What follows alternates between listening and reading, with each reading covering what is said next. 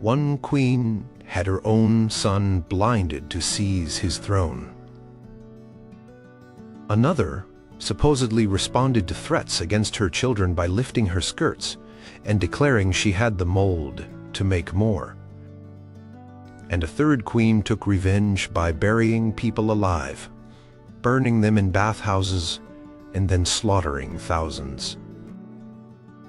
Get ready, because these medieval women weren't just sitting pretty on their thrones. They were fighting, scheming, and sometimes killing for them. Number 12. Sigrid the Haughty, the queen who literally burned her suitors. Sigrid the Haughty, a name that echoes through Viking sagas, wasn't here to play nice. Mostly known from Norse sagas, which are a mix of history and legend, her story is one of fierce independence and, well, extreme vetting of potential husbands. She was said to be a powerful Swedish queen, or at least a very influential noblewoman, around the late 10th and early 11th centuries. So, what made her so ruthless? It's all about how she dealt with unwanted attention. One story goes that a kinglet named Harald Grinska, a Norwegian petty king, kept pestering her for marriage. Sigrid, not impressed, invited him and another suitor, Visivald, from Gardarike, Russia, to a grand feast. After they were thoroughly drunk and asleep, Sigrid had the hall set on fire. Yep, burned them alive. Her supposed reasoning: to teach other petty kings a lesson about bothering her. Talk about sending a message. Another tale involves Olaf Tryggvason, the king of Norway. He wanted to marry Sigrid to unite kingdoms, but there was a catch. She had to convert to Christianity. Sigrid, a staunch pagan, was like, "Nah, I'm good."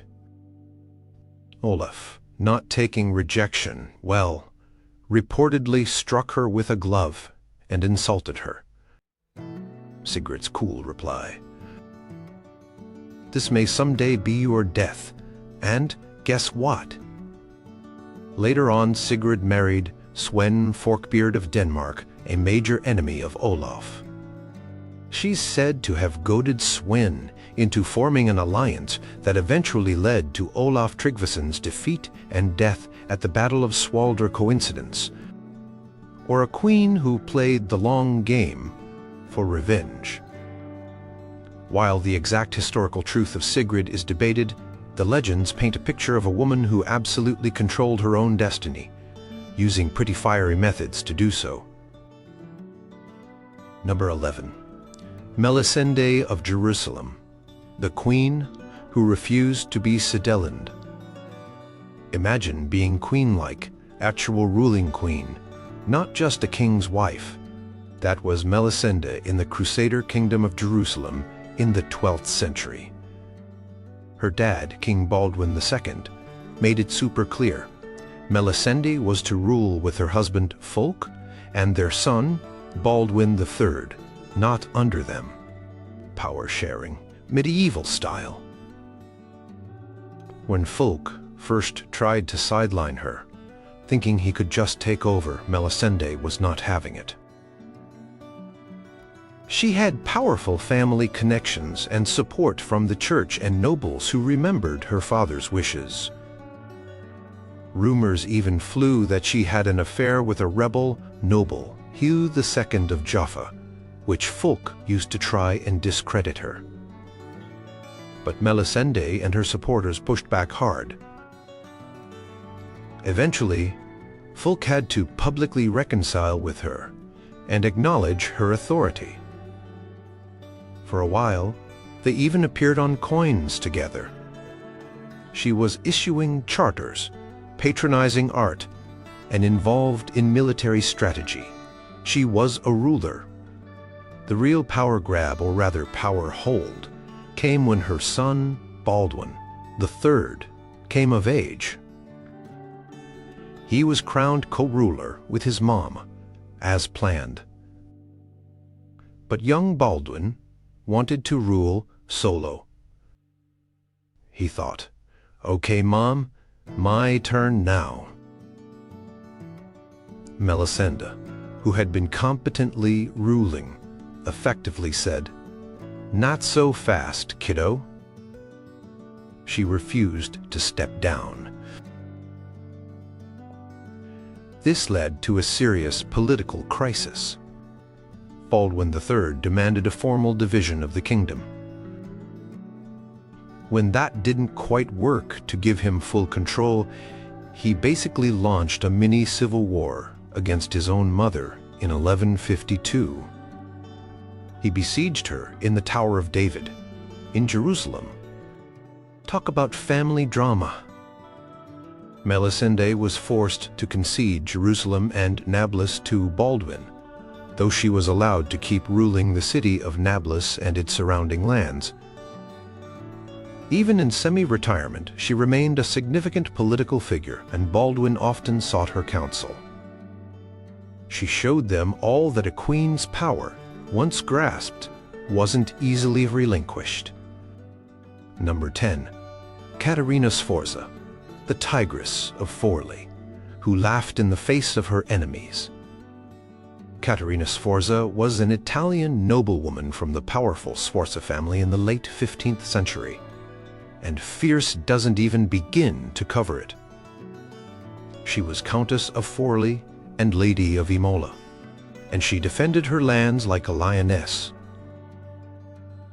This wasn't a queen who stayed in the castle embroidering. She was out there, often in armor, leading her troops.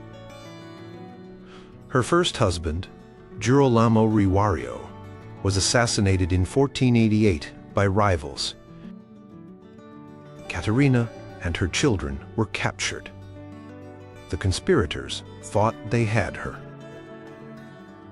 They dragged her to the walls of her fortress, Rocca di Ravaldino, which was still loyal to her, and threatened to kill her children if the Castellan didn't surrender. This is where the most famous, though possibly exaggerated, story about Caterina comes from. Legend says she climbed the ramparts, lifted her skirts, exposed her genitals, and shouted something like, "Fools, do you not see that I have the mold to make more?" Whether she actually did that is debated by historians, but it perfectly captures her defiant spirit. She managed to get into the fortress, some say she tricked her captors, and then held out until help arrived. Her children were eventually released. Caterina faced numerous rebellions, plots, and invasions throughout her rule. She remarried twice, both times to men who could help her secure her power, but she was always the one in charge. She even took on Cesare Borgia, one of the most feared men in Italy. When he besieged Forli in 1499, Caterina personally commanded the defense. Even though she eventually lost and was taken prisoner to Rome, her resistance was legendary. She was known for her knowledge of alchemy and was even rumored to have tried to poison Pope Alexander VI, Cesare's father. Caterina Sforza was a warrior, a strategist, and a woman who used every tool at her disposal, including sheer audacity, to hold onto her power. Number 9. Margaret of Anjou, the she-wolf who fought tooth and nail for her son's crown. Margaret of Anjou was Queen of England as the wife of King Henry VI. But Henry was not the strongest king. He suffered from bouts of mental illness that left him completely incapacitated. This was 15th century England, the time of the Wars of the Roses, a brutal dynastic struggle for the throne between the House of Lancaster, Henry and Margaret, and the House of York. With Henry often out of commission, Margaret stepped up big time. She wasn't content to be a quiet, supportive wife. Margaret became a fierce leader of the Lancastrian cause. She was French, which didn't make her popular with some English nobles, but she was determined to protect her husband's crown and, more importantly, secure the inheritance of her son, Edward of Westminster. Her enemies, particularly Richard, Duke of York, painted her as a she-wolf, a manipulative and cruel woman. And let's be real, medieval politics was a brutal game, and Margaret played it hard. She raised armies, forged alliances, and was present at, or very near, several major battles. After the Lancastrians captured the Duke of York at the Battle of Wakefield in 1460, York was killed, and Margaret, or at least her forces, had his head displayed on the gates of York, mockingly adorned with a paper crown, Ruthless. You bet she was relentless. Even after major defeats and being forced into exile, multiple times, Margaret never gave up. She schemed, traveled across Europe seeking aid, and kept the Lancastrian flame alive. Her son was eventually killed in battle, and Margaret was captured and imprisoned for several years before being ransomed by the King of France. She lost her husband, her son, and her crown, but not before showing England that a queen could be just as formidable a political and military leader as any king. Number 8. Joanna, the First of Naples, the queen accused of a scandalous royal murder. Joanna I was Queen of Naples, Countess of Provence and Forcalquier, and Princess of Achaia in the mid-14th century. She inherited the throne as a teenager, and her reign was, to put it mildly, dramatic and drenched in scandal.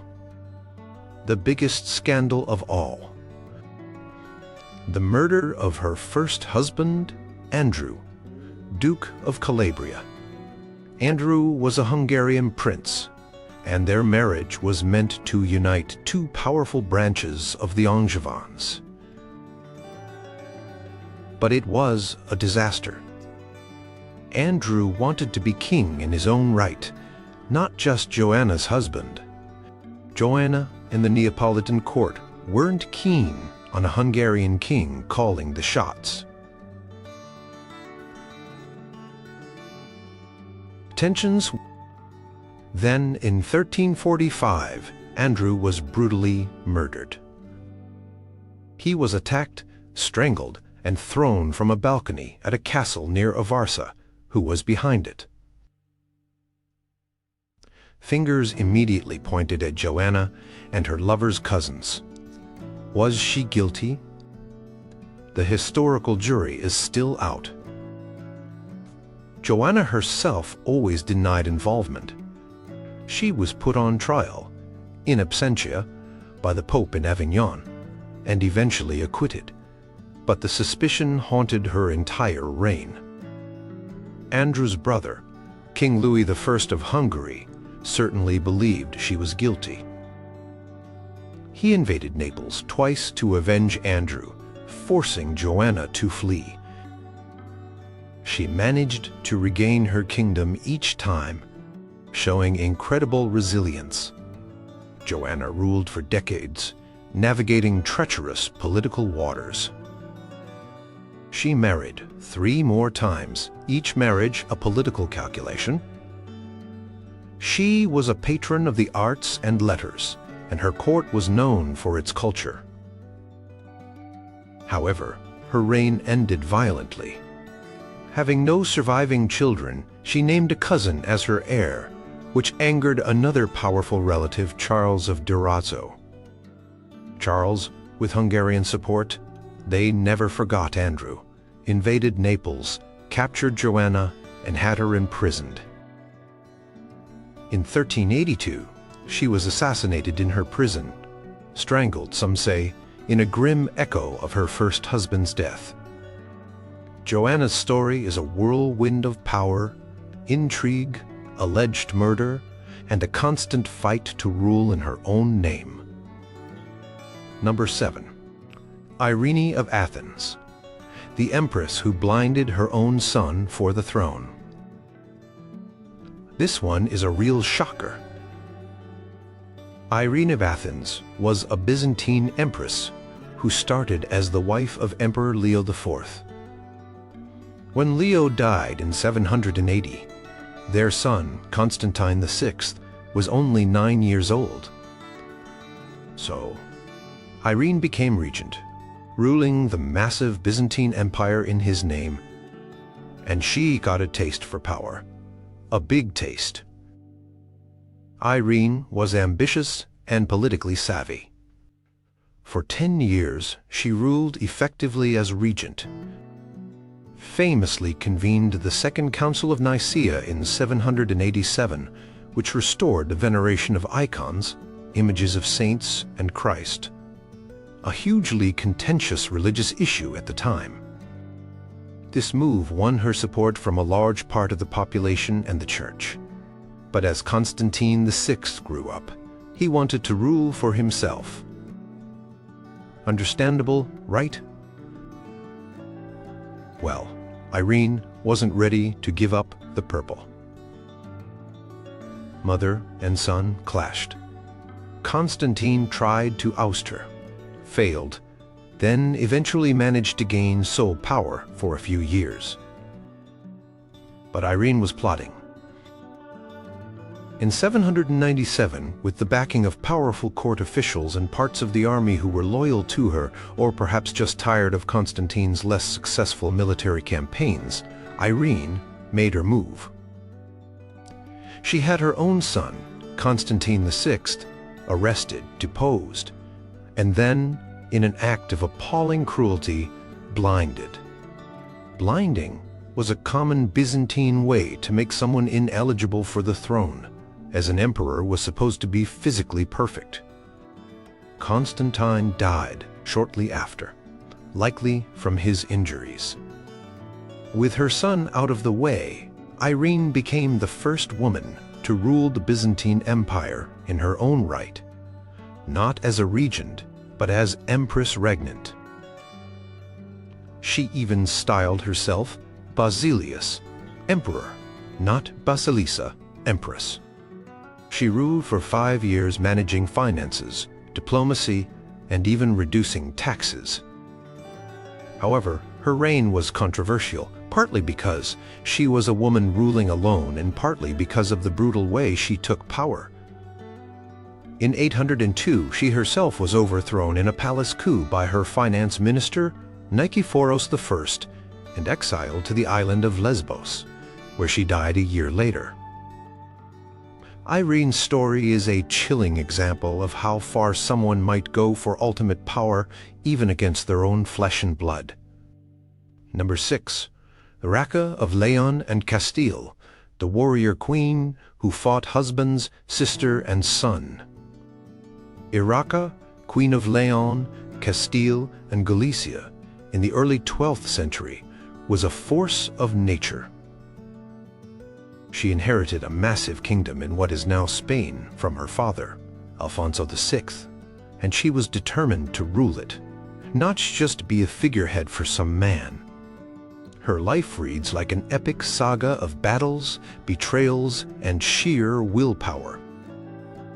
Her father, trying to secure an alliance and a male heir to help Urraca rule, arranged her second marriage to Alfonso, the first of Aragon, known as Alfonso the Battler. Good name for him. Bad news for Urraca. Their marriage was a total disaster. They were both strong-willed rulers, and their kingdoms had rival interests. They clashed constantly.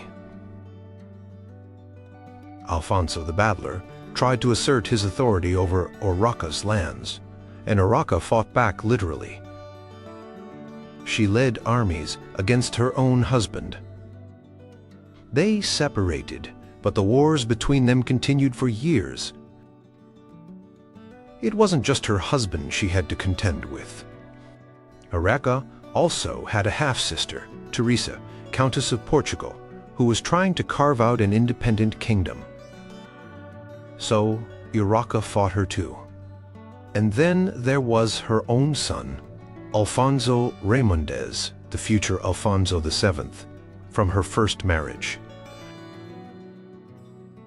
As he grew older, nobles who didn't like Urraca's rule, or just didn't like a woman in charge, rallied around him. So, yes, Urraca even found herself in conflict with factions supporting her own son. She once had him and his powerful guardian, Count Pedro Froilaz de Traba, besieged. Urraca was described by contemporary chroniclers as intelligent and courageous, but also sometimes imprudent. She used marriages, alliances, and warfare to maintain her grip on her inheritance. She even called herself Empress of all Spain at one point. She faced constant rebellions and challenges to her authority as a female ruler in a very patriarchal world. Despite all the turmoil, Urraca managed to hold on to her crowns for most of her life, proving she was more than capable of battling anyone who stood in her way. She died in 1126, still queen. Number 5. Brunhilde of Austrasia, the Decades, long feud, and a horrific end. Brunhilde was a Visigothic princess who became a Frankish queen in the late 6th century by marrying King Sigebert, the first of Austrasia, one of the Merovingian kingdoms in modern-day France-Germany. Her story is entangled with another equally ruthless queen, Fredegund, and their rivalry shaped Frankish politics for decades, leading to immense bloodshed. It all started when Sigebert's brother, Chilperic, the first of Neustria, married Brunhilde's sister, Galswintha. Chilperic already had a favored mistress, Fredegund. Soon after the marriage, Galswintha was found strangled in her bed. Guess who Chilperic married next? Fredegund. Brunhilde was enraged by her sister's murder and demanded justice and the return of Galswintha's dowry. This sparked a feud between Brunhilde and Austrasia and Fredegund and Neustria that lasted for over 40 years and involved assassinations, wars, and betrayals. Brunhilde was a highly capable ruler. After Sigebert was assassinated, likely on Fredegund's orders, Brunhilde acted as regent for her young son, Childebert II. She was intelligent, educated, and a skilled administrator, corresponding with popes and emperors. She tried to strengthen royal power against the often rebellious Frankish aristocracy. But her methods could be brutal. She was accused of cruelty and of manipulating her sons and grandsons to maintain her influence. She outlived her son and then ruled as regent for her grandsons, Theudebert II and Theuderic II. When they grew up and tried to push her aside, she reportedly turned them against each other. Her feud with Fredegund and then Fredegund's son, Clothar II, continued relentlessly. After decades of power, Brunhilde's luck finally ran out. In 613, when she was an old woman, probably in her 70s or 80s, she was captured by Clothar II. The nobles of Austrasia and Burgundy had turned against her. Clothar II, blaming her for the deaths of 10 kings of the Franks, an exaggeration, but she was certainly involved in many conflicts, subjected her to a horrific public execution. According to the Chronicle of Fredegar, she was tortured for 3 days, paraded on a camel, and then tied by her hair, one arm and one leg to the tail of an untamed horse, which dragged and trampled her to death. A brutal end for a queen who had wielded immense power for so long. Number 4. Fredegund, the assassin queen of the Franks. If Brunhilde was one side of a deadly coin, Fredegund was the other. Fredegund started as a palace servant in the Merovingian kingdom of Neustria. She became the mistress of King Chilperic I, and as mentioned is widely believed to have orchestrated the murder of his Visigothic wife, Galswintha, Brunhilde's sister, so she could marry him and become queen. This act ignited the long and bloody feud with Brunhilde. Fredegund was the definition of ruthless ambition. She saw rivals everywhere and dealt with them permanently. She is accused by Gregory of Tours, a contemporary bishop and historian who was not a fan, of a shocking number of assassinations. She allegedly sent assassins after Brunhilde multiple times. She tried to have Brunhilde's son, Childebert II, killed. She even targeted her own stepchildren. When Chilperic's sons from a previous marriage, Merovesh and Clovis, became threats to the potential inheritance of her own sons, bad things happened to them. Merovech, cornered by his father's forces, likely at Fredegund's instigation, asked his own servant to kill him to avoid a worse fate. Clovis was murdered, and Fredegund was blamed. She didn't just use assassins with daggers. There are stories of poisoned communion wine and schemes to embroil her enemies in scandals. She even supposedly had Bishop Praetextatus of Rouen, who had officiated Merovesh, her stepson's defiant marriage, and criticized her, murdered while he was at the altar. When Chilperic himself was assassinated in 584, Fredegund, with a young son, Clothar II, to protect, acted swiftly. She seized the royal treasury and holed up in the Cathedral of Paris, seeking sanctuary and rallying support to ensure her son would inherit the throne. Fredegund successfully protected her son and maintained her influence as regent for him. Unlike her rival Brunhilde, Fredegund died in her bed in 597, having secured the kingdom for Clothar II. He would eventually unite the Frankish kingdoms, partly by defeating and brutally executing Brunhilde.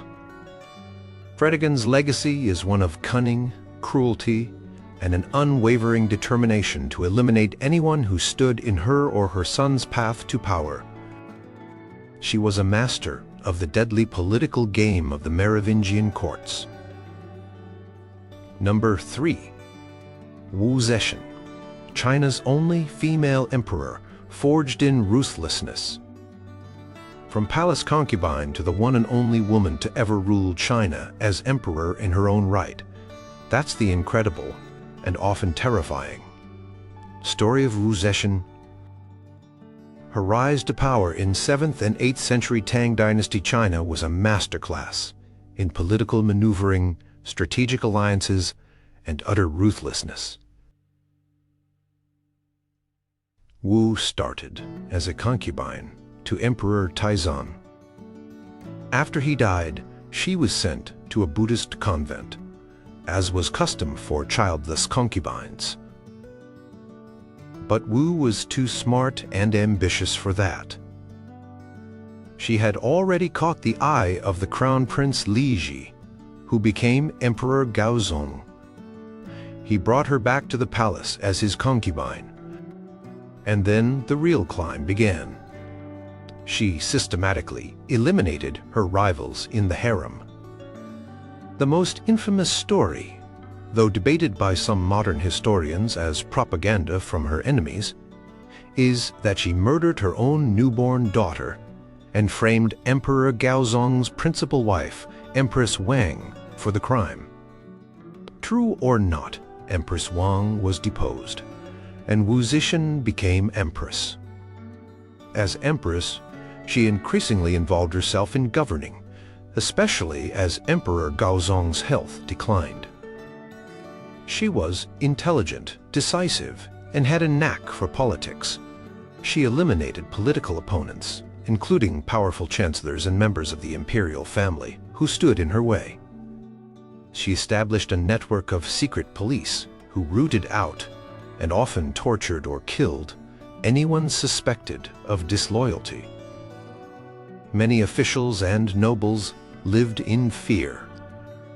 After Emperor Gaozong died, Wu Zetian ruled through her sons, Emperor Zhengzong and Emperor Ruisong, whom she controlled completely. She deposed Zhengzong when he showed too much independence, and later, after Ruisong abdicated in her favor, she declared herself emperor of a new dynasty, the Zhao, in 690. She was in her 60s by then. As Emperor Shengxian, holy and divine emperor, she continued to rule with an iron fist, but also oversaw a period of relative stability and prosperity for China. She promoted Buddhism, reformed agriculture, and recruited talented officials based on merit rather than birth. However, her methods of maintaining power, the purges, the secret police, the elimination of anyone perceived as a threat, were undeniably ruthless.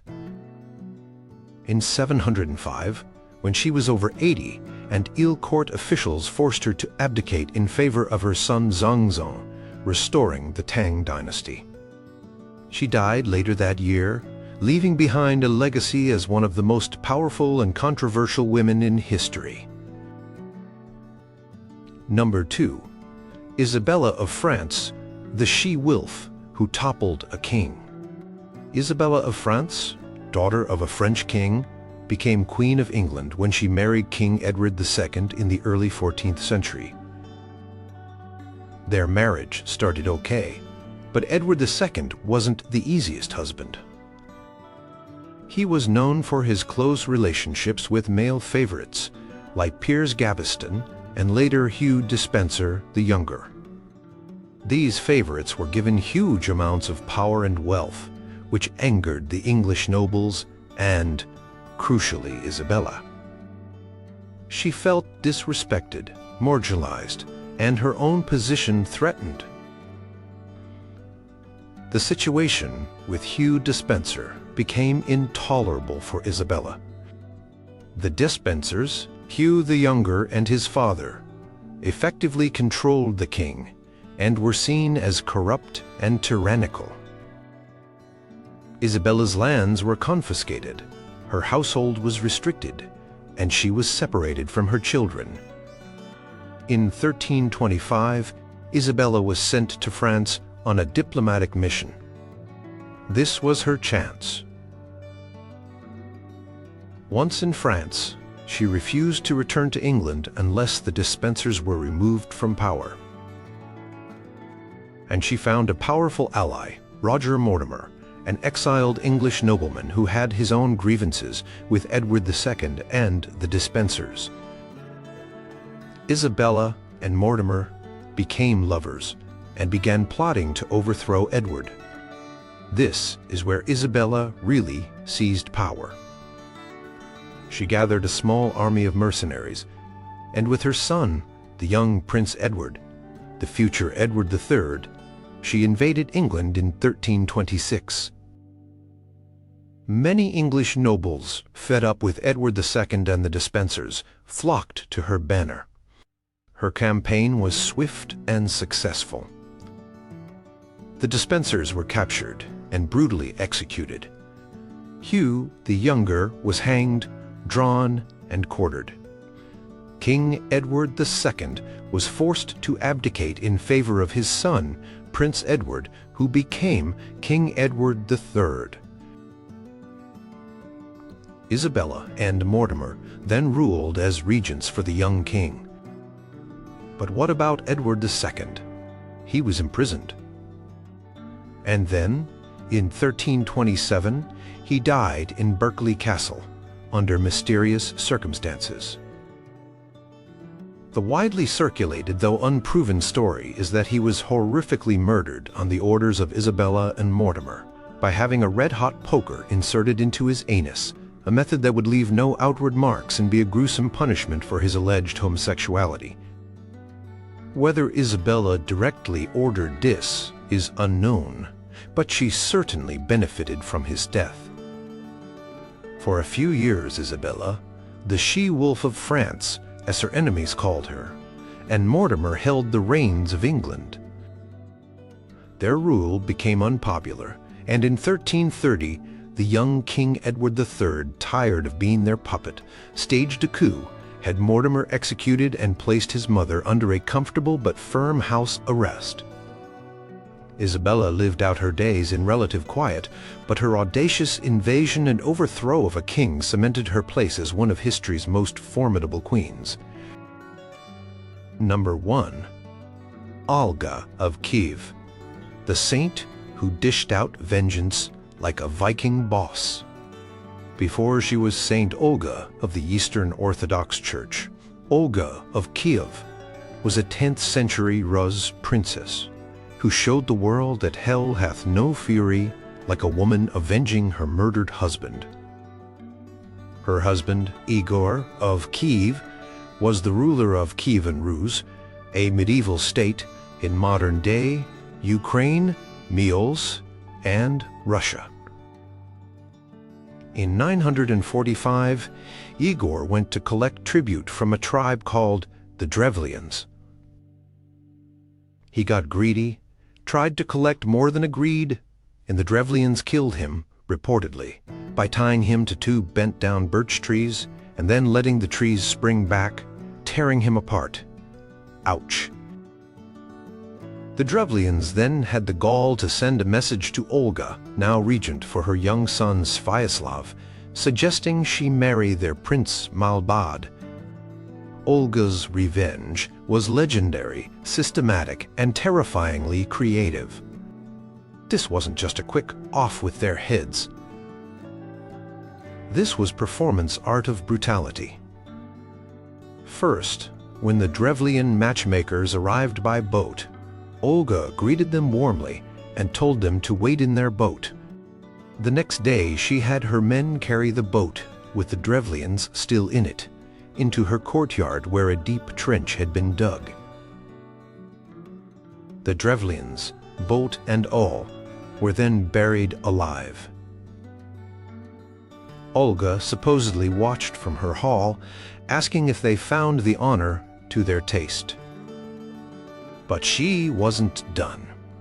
She then sent a message to the Drevlians, saying she accepted the marriage proposal, but needed their most distinguished men to accompany her to their prince. When this second Drevlian delegation arrived, Olga ordered her people to draw them a bath. While the Drevlians were enjoying their hot bath, Olga's men locked the doors and set the bathhouse on fire, burning them all alive. Still, not satisfied, Olga planned a third revenge. She told the Drevlians she was coming to their capital, Izkorostan, to hold a funeral feast for her husband.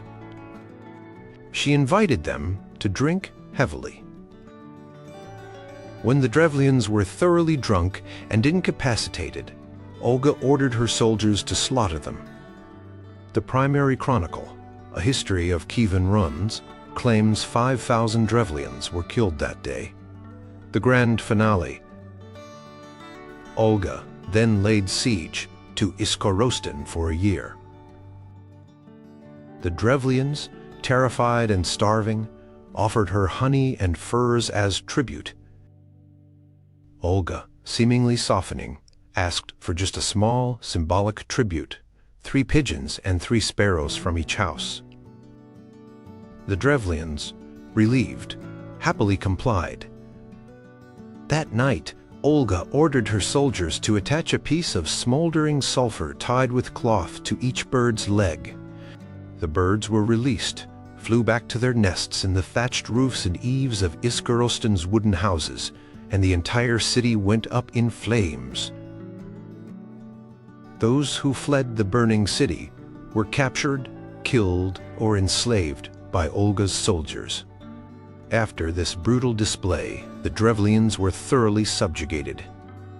Olga went on to be a very effective ruler, reforming administration and establishing trading posts. She later converted to Christianity and was eventually canonized, becoming Saint Olga. But her path to sainthood was paved with some of the most ruthless and calculated acts of vengeance medieval history has ever recorded. She didn't just seize power after her husband's death, she annihilated those who challenged it.